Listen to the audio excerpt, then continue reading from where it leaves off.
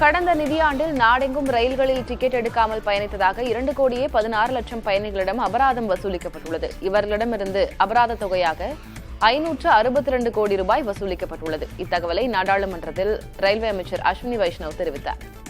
எனினும் எந்த மாநிலத்தில் டிக்கெட் எடுக்காமல் பயணித்தவர்கள் அதிகம் என்ற விவரம் அரசிடம் இல்லை என்றும் அவர் தெரிவித்தார். நாகையில் வெட்டப்பட்ட ஆட்டின் தலையுடன் காவல் நிலையத்திற்கு சென்ற பெண்ணால் பரபரப்பு ஏற்பட்டது. வடக்கு பொய்கைநல்லூரைச் சேர்ந்த பூங்குடி என்பவரின் ஆடு சில நாட்களுக்கு முன்பு காணாமல் போனது. இந்நிலையில் கல்லார் பகுதியில் உள்ள சையத் அகமது என்பவரின் கசாப்பு கடையில் தனது ஆடு வெட்டப்பட்டிருந்ததை கண்டு பூங்குடி அதிர்ச்சியடைந்தார். தொடர்ந்து இருவருக்கும் இடையே வாக்குவாதம் ஏற்பட்ட நிலையில் பூங்குடியை சையத் அகமது மிரட்டியதோடு தகாத வார்த்தைகளால் திட்டியதாக கூறப்படுகிறது. தொடர்ந்து அங்கிருந்து தனது ஆட்டின் தலையை எடுத்துக்கொண்டு புகார் அளிக்க பூங்குடி காவல் நிலையத்திற்கு சென்றுள்ளார். இதையடுத்து வழக்கு பதிவு செய்து சையத் அகமதுவை காவல்துறையினர் கைது செய்தனர். ஆட்டின் தலையுடன் காவல் நிலையத்திற்கு பெண் சென்றது பரபரப்பை ஏற்படுத்தியது. கேரளாவில் தந்தையும் மகனும் அமர்ந்திருந்த இருசக்கர வாகனத்தில் திடீரென தீப்பிடித்த அதிர்ச்சிகர சிசிடிவி காட்சி வெளியாகியுள்ளது. பாலக்காடு மாவட்டத்தைச் சேர்ந்த ஒருவர் தனது 6 வயது மகனுடன் மன்னார்காடு பகுதியில் ஸ்கூட்டரில் அமர்ந்து செல்போனில் பேசிக் கொண்டிருந்தார். அப்போது ஸ்கூட்டரில் திடீரென தீப்பிடித்து மளமளவென தீ பரவியது. இதனால் அதிர்ச்சியுற்ற அவர் மகனை அப்புறப்படுத்திவிட்டு ஸ்கூட்டரை கீழே தள்ளினார். சிறுவன் லேசான தீ காயங்களுடன் உயிர் தப்பினார்.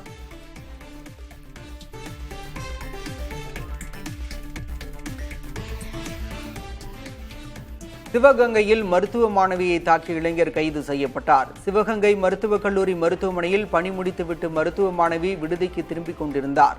அப்போது அடையாளம் தெரியாத நபர் மாணவியை தாக்கிவிட்டு தப்பி ஓடினார். காவல்துறையினர் வழக்கு பதிந்து சந்தோஷ் என்பவரை கைது செய்தனர்.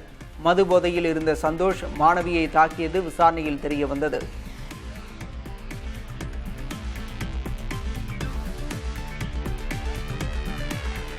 புதுச்சேரியில் மகளுக்கு பாலியல் வன்கொடுமை இழைத்த தந்தைக்கு சாகுவரை சிறை தண்டனை விதித்து போக்சோ நீதிமன்றம் தீர்ப்பு வழங்கியுள்ளது. தவளக்குப்பம் அருகே கடந்த ஆண்டு 10ஆம் வகுப்பு படிக்கும் சிறுமிக்கு 41 வயதான தந்தை பாலியல் வன்கொடுமை இழைத்ததாக வழக்கு பதிவு செய்யப்பட்டது. குற்றம் சாட்டப்பட்ட நபர் கைது செய்யப்பட்ட நிலையில் இந்த வழக்கை விசாரித்த நீதிபதி மகளை பாலியல் வன்கொடுமை செய்த குற்றத்திற்காக தந்தைக்கு சாகுவரை சிறை தண்டனை விதிப்பதாக தீர்ப்பளித்தார்.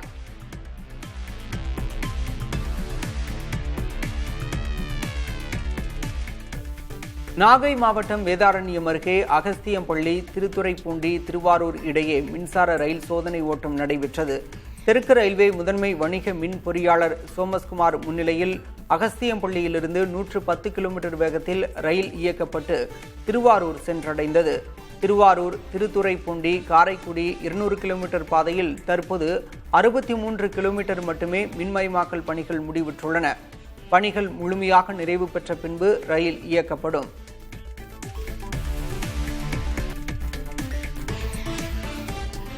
பிரிட்டனில் நாட்டின் பொருளாதார வளர்ச்சியை கருத்தில் கொண்டு பல்வேறு அறிவிப்புகளை அந்நாட்டு நிதி அமைச்சர் ரெச்சல் ரீவ்ஸ் வெளியிட்டுள்ளார். அதன்படி நலத்திட்டங்களுக்கான நிதியை குறைப்பதென முடிவு செய்துள்ளதாக அறிவிக்கப்பட்டுள்ளது.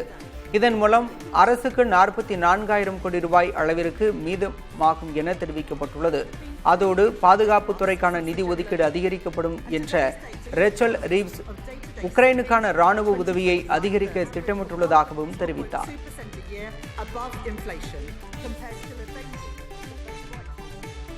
பிரபல கணினி தயாரிப்பு நிறுவனமான டெல் டெக்னாலஜிஸ் நிறுவனத்தில் ஊழியர்கள் எண்ணிக்கை 10% குறைந்துள்ளது தெரியவந்துள்ளது. கடந்த நிதியாண்டில் 1,20,000 இருந்த ஊழியர்கள் எண்ணிக்கை இந்த நிதியாண்டில் 1,08,000 குறைந்துள்ளது. செலவு குறைப்பு உள்ளிட்ட காரணங்களுக்காக ஊழியர்கள் பணி நீக்கம் செய்யப்பட்டதாலும் ஆட்சேர்ப்பு நடவடிக்கைகள் குறைக்கப்பட்டுள்ளதாலும் இந்நிலை ஏற்பட்டதாக கூறப்படுகிறது.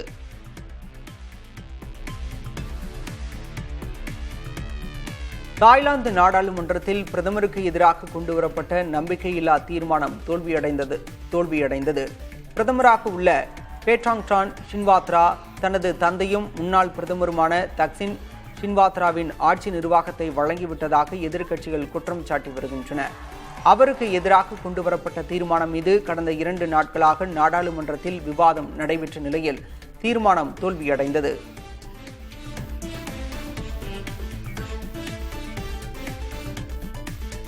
நாடெங்கும் UPI எனப்படும் மொபைல் பணப்பரிவர்த்தனை சேவை நேற்று சில மணி நேரங்கள் பாதிக்கப்பட்டது. தங்களால் பணம் செலுத்த முடியவில்லை என செல்போன் பயனாளிகள் பலரும் புகார் தெரிவித்தனர். இந்நிலையில் தொழில்நுட்ப கோளாறு காரணமாக இந்த பிரச்சனை ஏற்பட்டதாகவும் ஓரிரு மணி நேரங்களில் இது சரி செய்யப்பட்டு விட்டதாகவும் NPCI எனப்படும் தேசிய பணப்பட்டுவாடா நிறுவனம் தெரிவித்துள்ளது. UPI பண பரிமாற்ற சேவையை தேசிய பணப்பட்டுவாடா நிறுவனம் நிர்வகித்து வருவதும் இந்த அமைப்பை ரிசர்வ் வங்கி ஒழுங்குபடுத்துவதும் குறிப்பிடத்தக்கது. கர்நாடக முதலமைச்சர் சித்தராமையா மீதான நில முறைகேடு வழக்கில் சிறப்பு நீதிமன்றத்தின் விசாரணை நிறைவடைந்துள்ளது. வரும் 3ஆம் தேதி இவ்வழக்கில் தீர்ப்பு வழங்கப்படும் என நீதிபதி தெரிவித்துள்ளார். மைசூரு நகர்ப்புற வளர்ச்சி வாரியத்திற்கு நிலம் கையகப்படுத்தியதில் முறைகேடு நடைபெற்றுள்ளதாக கூறி தொடரப்பட்ட புகாரில் சித்தராமையா, அவர் மனைவி உள்ளிட்டோர் மீது வழக்கு பதிவு செய்யப்பட்டு இருதரப்பு வாதங்கள் தங்கள் பிரதிவாதங்களை நீதிமன்றத்தில் பதிவு செய்துள்ளன.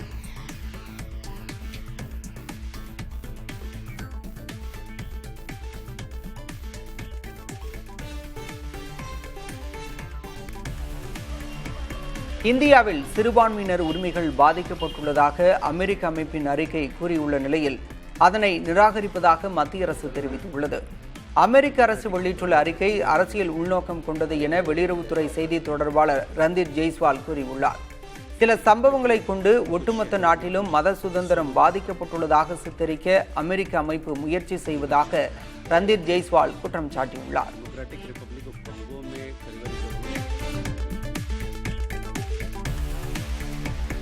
கடந்த நிதியாண்டில் நாடெங்கும் ரயில்களில் டிக்கெட் எடுக்காமல் பயணித்ததாக 2,16,00,000 பயணிகளிடம் அபராதம் வசூலிக்கப்பட்டுள்ளது.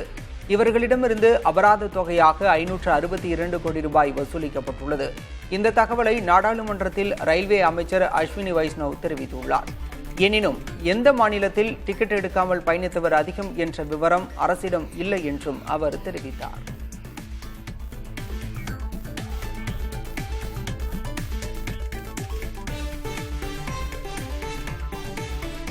ஆன்லைன் தளங்களில் விற்கப்படும் ISI தரச்சான்று பெறாத பொருட்களை பறிமுதல் செய்யும் அரசின் நடவடிக்கை தீவிரமடைந்துள்ளது.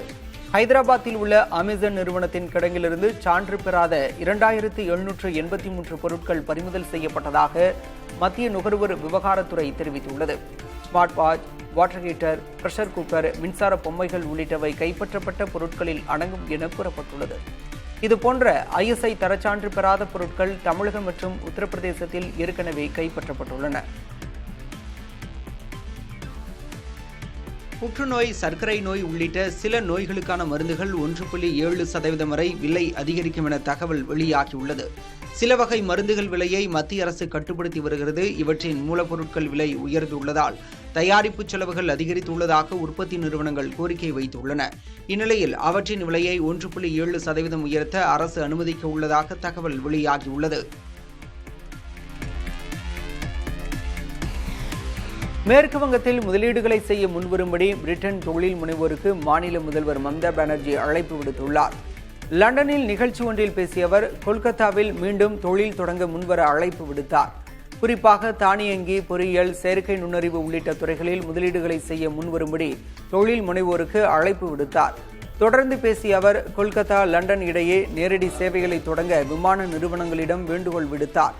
இந்தியாவை ஆங்கிலேயர்கள் ஆட்சி புரிந்த காலத்தில் கொல்கத்தாவை மையமாக வைத்து அவர்களின் பல்வேறு தொழில்கள் அமைந்திருந்தது குறிப்பிடத்தக்கது.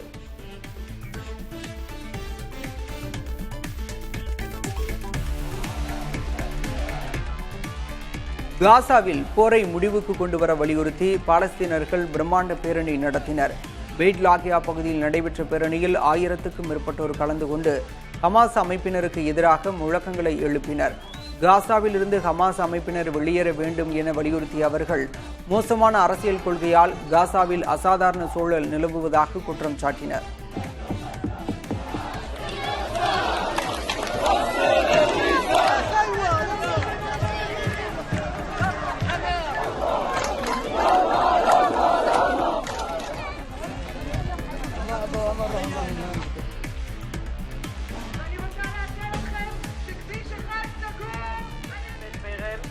இஸ்ரேலில் விரைந்து தேர்தலை நடத்த வலியுறுத்தி பொதுமக்கள் போராட்டங்களில் ஈடுபட்டனர். ஜெருசலேமில் உள்ள பிரதமர் பெஞ்சமின் நெதன்யாகுவின் இல்லத்திற்கு அருகே நடைபெற்ற போராட்டத்தில் ஏராளமானோர் கலந்து கொண்டு அரசுக்கு எதிராக முழக்கங்களை எழுப்பினர். ஹமாஸுடனான போர் நிறுத்தத்தை விரைந்து அமல்படுத்தி பிணை கைதிகளை விடுவிக்க நடவடிக்கை எடுக்க வேண்டும் என வலியுறுத்திய அவர்கள் போரை முடிவுக்கு கொண்டுவர இந்த அரசு தவறிவிட்டதாக குற்றம் சாட்டினர்.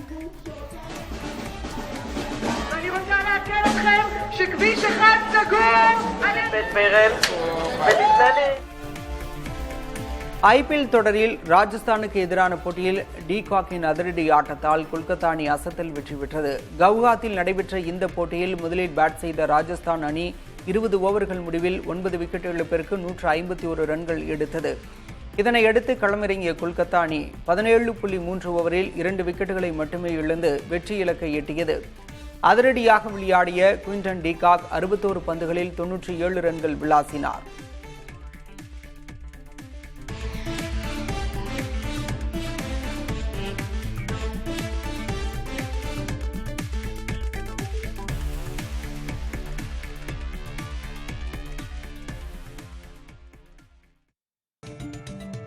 வக்ஃபு வாரிய சட்ட திருத்த மசோதாவை மத்திய அரசு கைவிடக் கோரும் தீர்மானத்தை முதலமைச்சர் மு க ஸ்டாலின் சட்டப்பேரவையில் இன்று முன்மொழிகிறார். வக்ஃபு வாரிய சட்ட திருத்த மசோதா அடுத்த வாரம் மக்களவையில் மீண்டும் தாக்கல் செய்யப்பட உள்ளதாக கூறப்படுகிறது. இந்த சூழலில் மசோதாவுக்கு எதிராக சட்டப்பேரவையில் இன்று தமிழ்நாடு அரசு தனி தீர்மானம் கொண்டு வருகிறது. வக்ஃபு வாரிய சட்ட திருத்த மசோதாவை மத்திய அரசு கைவிடக் கோரும் தீர்மானத்தை முதல்வர் மு க ஸ்டாலின் முன்மொழிய உள்ளதாக தெரிவிக்கப்பட்டுள்ளது. முன்னதாக இந்த மசோதாவை எதிர்த்து கேரள அரசு கடந்த ஆண்டு தீர்மானம் நிறைவேற்றியது. இதேபோன்று கர்நாடக அரசும் தனி தீர்மானம் நிறைவேற்றியிருக்கிறது.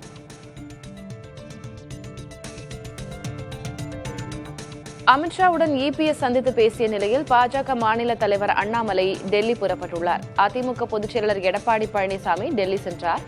அப்போது மத்திய உள்துறை அமைச்சரும் பாஜக மூத்த தலைவருமான அமித்ஷாவை சந்தித்தார். தமிழ்நாட்டில் உள்ள பிரச்சினைகள் குறித்த கோரிக்கைகள் கொண்ட மனுவை வழங்கியதாக எடப்பாடி பழனிசாமி விளக்கம் அளித்திருந்தார். அதே நேரத்தில் திமுக ஆட்சிக் கட்டிலிருந்து அகற்றுவதே அதிமுகவின் முதன்மை நோக்கம் என்றும் கூட்டணி நிலைப்பாடு என்பது மாறிக்கொண்டே இருக்கும் என்றும் தெரிவித்திருந்தார். இது அதிமுக பாஜக கூட்டணி மீண்டும் அமைகிறதா என்ற கேள்வியை எழுப்பியிருந்தது. இந்த சூழலில் பாஜக மாநில தலைவரான அண்ணாமலை டெல்லிக்கு புறப்பட்டுள்ளார். இன்று அவர் உள்துறை அமைச்சர் அமித்ஷாவை சந்தித்து பேச உள்ளதாகவும் தகவல் வெளியாகியுள்ளது.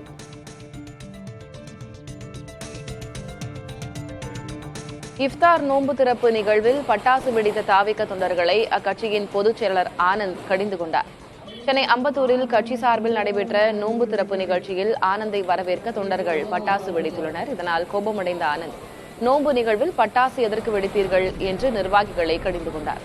மேடையில் உரையாற்றிய அவர் நிர்வாகிகள் பட்டாசு வெடித்ததற்கு தான் வருத்தம் தெரிவித்துக் கொள்வதாக கூறினார்.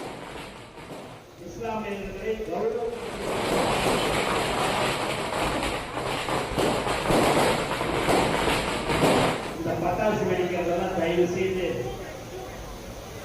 பண்ணாதீங்க. இது ஏன்னா ஒரு புனிதமான ஒரு விஷயம். ஒரு சிலர் தெரியாம அந்த பட்டாசை வெடிச்சுட்டாங்க. அதுக்கு நான் உங்ககிட்ட வருத்தம் தெரிவிச்சுக்கிறேன்.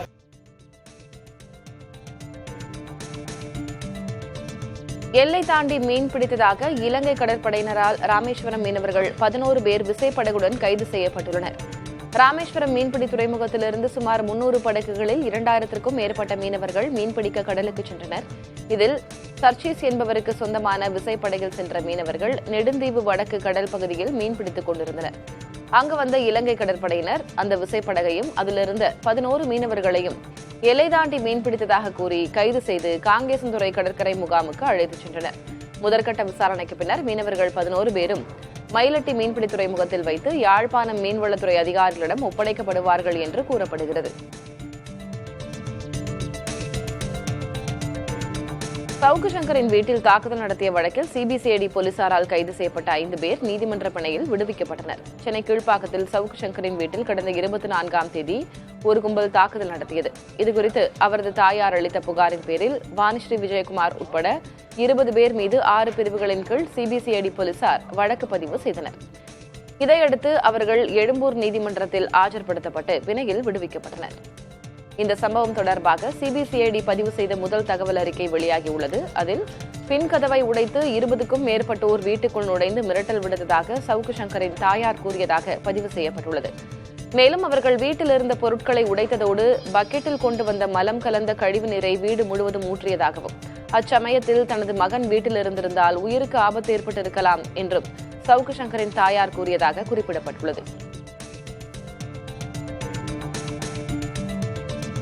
கரூர் மாவட்டம் குளித்தலை அருகே தேசியமங்கலத்தில் மாரியம்மன் கோயில் திருவிழாவை முன்னிட்டு மாடு மாலை தாண்டும் விழா மற்றும் தேவராட்டம் நிகழ்ச்சி வெகு விமரிசையாக நடைபெற்றது.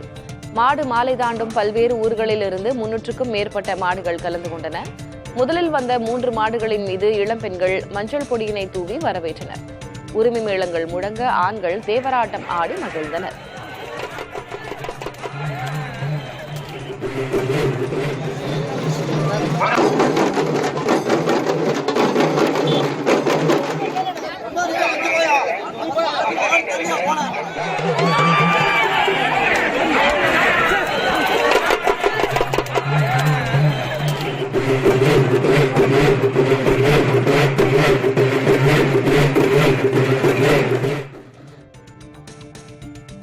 புதிய தலைமுறை செய்தி எதிரொலியாக கள்ளக்குறிச்சியில் புதிய பேருந்து நிலையம் அமைக்கப்படுவதற்கான அறிவிப்பு வெளியானதால் பொதுமக்கள் மகிழ்ச்சி அடைந்துள்ளனர்.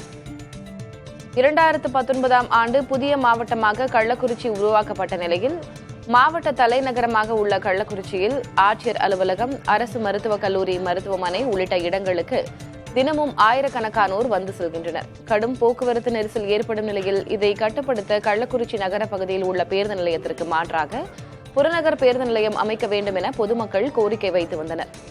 இது தொடர்பான செய்தி புதிய தலைமுறையில் வெளியான நிலையில் அதன் எதிரொலியாக புதிய பேருந்து நிலையம் அமைப்பதற்கான அறிவிப்பை நகர்ப்புற வளர்ச்சித்துறை அமைச்சர் KN நேரு வெளியிட்டுள்ளார்.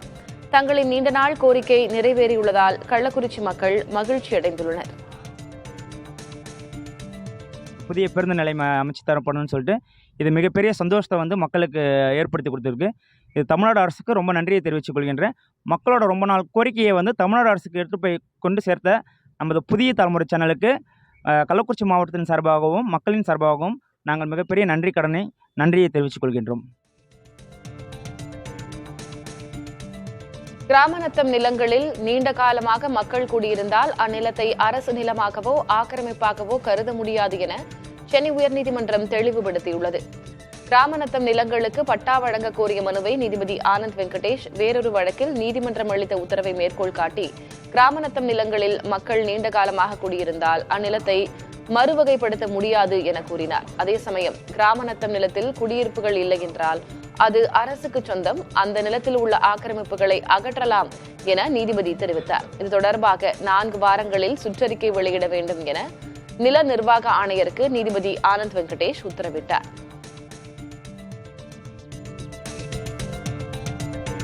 நாகை கடல் பகுதியில் சுருக்குமடி வலையை பயன்படுத்திய பூம்புகார் மீனவர்கள் 7 பேர் சிறைபிடிக்கப்பட்டனர். திங்கள் மற்றும் வெள்ளிக்கிழமைகளில் காலை 8 மணி முதல் மாலை 6 மணி வரை சுருக்குமடி வலையை பயன்படுத்த சமீபத்தில் உச்சநீதிமன்றம் அனுமதி அளித்தது. எனினும் பவளப்பாறைகள் மற்றும் மீன் குஞ்சுகள் வலையில் சிக்கும் என்பதால் மீன்வளத்தை அழிக்கும் சுருக்குமடி வலையை பயன்படுத்துவதற்கு நாகை மீனவர்கள் எதிர்ப்பு தெரிவித்து வருகின்றனர்.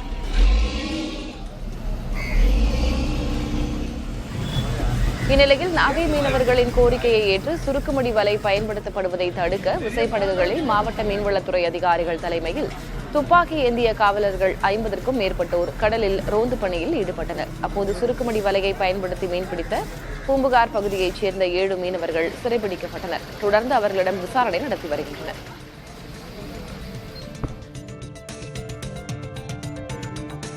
தென்காசி மாவட்டம் கடையம் அருகே இருசக்கர வாகனம் மீது மினி பேருந்து மோதிய நிலையில் இருசக்கர வாகனத்தில் பயணித்தவர்கள் நல்வாய்ப்பாக உயிர் தப்பினர். கடையம் அருகே மேட்டூர் ரயில்வே கேட் ரயில் செல்வதற்காக மூடப்பட்டிருந்ததால் அப்பகுதியில் இருந்த 4 சாலைகளிலும் வாகனங்கள் வரிசையாக நின்றிருந்தன. பின்னர் ரயில்வே கேட் திறக்கப்பட்டதும் வாகனங்கள் வேகமாக செல்ல முற்பட்ட போது மினி பேருந்து ஒன்று இருசக்கர வாகனம் மீது மோதி இழுத்துச் சென்றது. இதில் இருசக்கர வாகனத்தில் பயணித்த வின்சென்ட் என்பவர் வாகனத்தை விட்டு குதித்ததால் நல்வாய்ப்பாக லேசான காயத்தோடு உயிர் தப்பினார். இச்சம்பவம் அப்பகுதியில் இருந்த கண்காணிப்பு கேமராவில் பதிவான நிலையில் அக்காட்சிகள் பரவி வருகின்றன.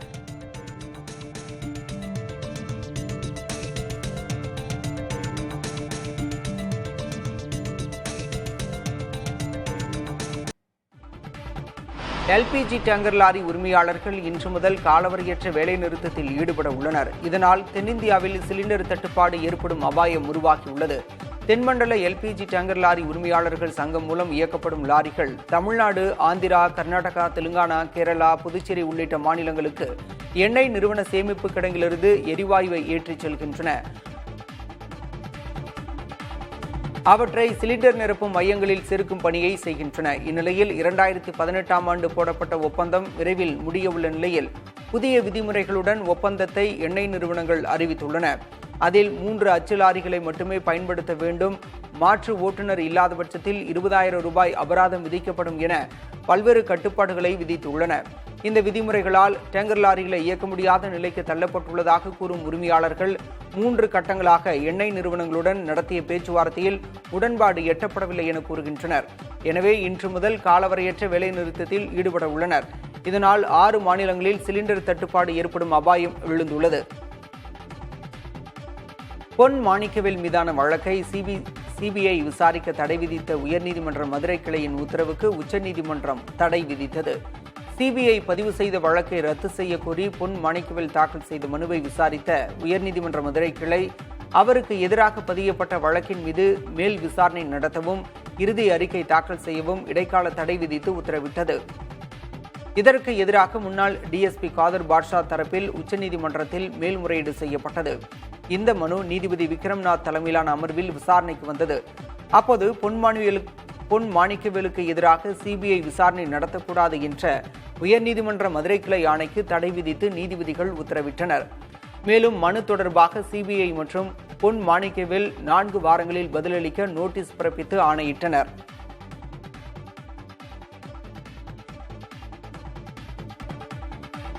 வட மாநிலங்களில் மைத்திலி போன்ற மொழிகளை இந்தி விழுங்கிவிட்டதாக விமர்சனங்கள் உள்ளன. முதல்வர் மு.க.ஸ்டாலினும் இதனை கூறியிருந்தார். இந்நிலையில் பல பிராந்திய மொழிகளை இந்தி விழுங்கியது போல் தமிழ் உள்ளிட்ட திராவிட மொழிகளால் பழங்குடியினர் மொழிகள் அழிந்துள்ளதாக பெக்கி மோகன் என்ற மொழியியல் அறிஞர் தெரிவித்துள்ளார். ஆங்கில இதழ் ஒன்றுக்கு அளித்துள்ள பேட்டியில் அவர் இவ்வாறு குறிப்பிட்டுள்ளார். தென்னிந்தியாவில் பயன்பாட்டில் இருந்த பழங்குடியினத்தவரின் மொழிகள் அனைத்தும் தமிழ் உள்ளிட்ட திராவிட மொழிகளாக மாறிவிட்டதாக தெரிவித்துள்ளார். மும்மொழி கொள்கையை ஊக்குவிப்பதால் மக்களுக்கு எந்த பலனும் கிடைக்காது என்றும் பெக்கி மோகன் கூறியுள்ளார். மொழிக் கொள்கை விவகாரத்தில் எதை கற்பது என்பதை சந்தையும் தொழில்நுட்பமுமே தீர்மானிக்க வேண்டும் என்றும் அரசியல்வாதிகள் அல்ல எனவும் பெக்கி மோகன் தெரிவித்துள்ளார்.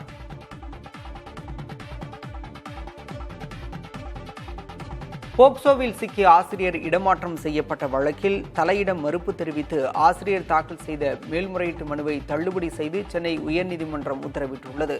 ஈரோடு செம்புளிச்சாம்பாளையம் அரசு பள்ளியில் பணியாற்றிய சண்முகம் என்ற ஆசிரியரை கிருஷ்ணகிரி மாவட்டம் மத்தூர் அரசு ஆண்கள் மேல்நிலைப் பள்ளிக்கு இடமாற்றம் செய்து பள்ளிக் கல்வித்துறை இணை இயக்குநர் கடந்த மாதம் உத்தரவிட்டார். வழக்கில் தன்னை விடுதலை செய்து ஈரோடு நீதிமன்றம் தீர்ப்பளித்துள்ளதை சுட்டிக்காட்டி தனக்கு எதிராக பிறப்பிக்கப்பட்ட இடமாற்ற உத்தரவை ரத்து செய்ய கோரி ஆசிரியர் சண்முகம் உயர்நீதிமன்றத்தில் வழக்கு தாக்கல் செய்திருந்தார். வழக்கை விசாரித்த தனி நீதிபதி இடமாற்ற உத்தரவில் தலையிட மறுத்து மனுவை தள்ளுபடி செய்து உத்தரவிட்டிருந்தார். இந்த உத்தரவை எதிர்த்து சண்முகம் தரப்பில் மேல்முறையீடு செய்யப்பட்டது. வழக்கை விசாரித்த நீதிபதிகள் அமர்வு தனி நீதிபதியின் உத்தரவை உறுதி செய்து மேல்முறையீட்டு வழக்கை தள்ளுபடி செய்து உத்தரவிட்டது.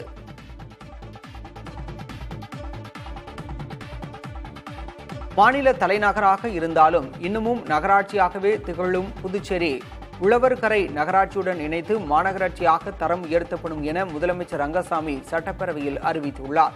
சுகாதாரத்துறையில் பணிபுரியும் ஆஷா பணியாளர்களின் ஊதியம் 10,000 18,000 ரூபாயாக உயர்த்தப்படும் என்றும் தேசிய சுகாதார இயக்க பணியாளர்களுக்கு கூடுதலாக 15,000 ரூபாய் ஊதியம் வழங்கப்படும் என்றும் அறிவித்தார். பேரவை முடிந்து வெளியே வந்த முதல்வரிடம் லஞ்ச வழக்கில் கைது செய்யப்பட்டுள்ள தலைமை பொறியாளர் மற்றும் பொறியாளர் குறித்து செய்தியாளர்கள் கேள்வி எழுப்பிய போது பதிலளிக்காமல் சென்றார். புதுச்சேரி நகராட்சி மற்றும் உழவர் நகராட்சி இரண்டையும் இணைத்து புதிய மாநகராட்சியாக கொண்டு வருவதற்கு அரசு தீர்மானித்திருக்கு, நடவடிக்கை எடுத்திருக்கு.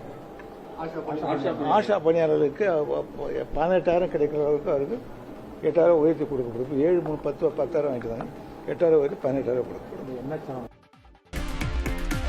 போக்சோவில் சிக்கிய ஆசிரியர் இடமாற்றம் செய்யப்பட்ட வழக்கில் தலையிட மறுப்பு தெரிவித்து ஆசிரியர் தாக்கல் செய்த மேல்முறையீட்டு மனுவை தள்ளுபடி செய்து சென்னை உயர்நீதிமன்றம் உத்தரவிட்டுள்ளது. ஈரோடு செம்புளிச்சாம்பாளையம் அரசு பள்ளியில் பணியாற்றிய சண்முகம் என்ற ஆசிரியரை கிருஷ்ணகிரி மாவட்டம் மத்தூர் அரசு ஆண்கள் மேல்நிலைப் பள்ளிக்கு இடமாற்றம் செய்து பள்ளிக் கல்வித்துறை இணை இயக்குநர் கடந்த மாதம் உத்தரவிட்டார். வழக்கில் தன்னை விடுதலை செய்து ஈரோடு நீதிமன்றம் தீர்ப்பளித்துள்ளதை சுட்டிக்காட்டி தனக்கு எதிராக பிறப்பிக்கப்பட்ட இடமாற்ற உத்தரவை ரத்து செய்ய கோரி ஆசிரியர் சண்முகம் உயர்நீதிமன்றத்தில் வழக்கு தாக்கல் செய்திருந்தார். வழக்கை விசாரித்த தனி நீதிபதி இடமாற்ற உத்தரவில் தலையிட மறுத்து மனுவை தள்ளுபடி செய்து உத்தரவிட்டிருந்தார்.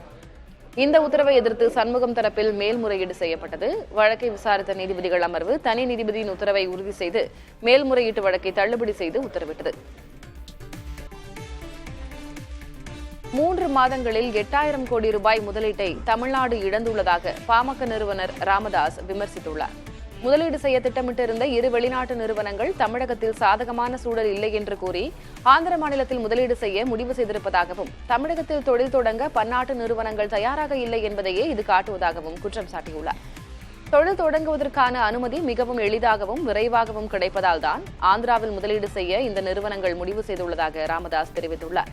இதனால் தமிழ்நாட்டில் தொழில் தொடங்குவதற்கு உகந்த சூழலை ஏற்படுத்தி அதிக அளவில் தொழில் முதலீடுகளை ஈர்ப்பதற்கான நடவடிக்கைகளை தமிழக அரசு மேற்கொள்ள வேண்டும் எனவும், தமிழ்நாட்டுக்கு வந்துள்ள தொழில் முதலீடுகள் குறித்து வெள்ளை அறிக்கை வெளியிட வேண்டும் எனவும் வலியுறுத்தியுள்ளார்.